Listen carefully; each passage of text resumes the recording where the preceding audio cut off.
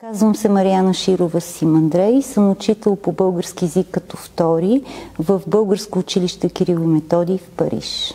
Аз за самите изследвания надали мога да се произнеса в пълнота, но ми се струва, че на тази конференция, на която присъствах и миналата година, на миналогодишното издание, въобще на тези конференции тече един много ползотворен обмен между теоретиците на езика, между приложните лингвисти и между нас, обикновените практици, в едни трудни условия, бих казала.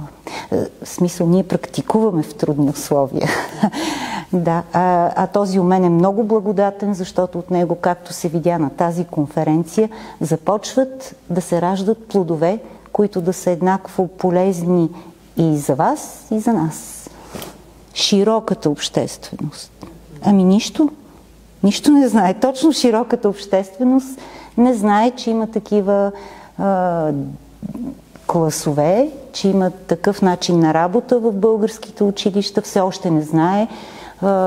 Тук-таме може да се появи някоя статия, когато има някакво събитие, но като цяло българските училища в чужбина се разглеждат като места за запазване на българската идентичност, а не като работа по културно приобщаване на родени извън България деца.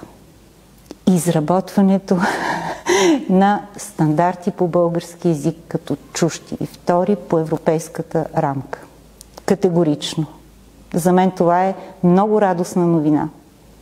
Освен с радостната новина за предстоящото изработване, и то по много модерен начин, на стандартите по български език като втори чужд по европейската езикова рамка, запълних тази конференция с неочакваните и много интересни доклади за модерни методи на преподаване, включително такива, които имат пряко отношение към моята работа, да речем генериране на видеа с изкуствен интелект, комикси.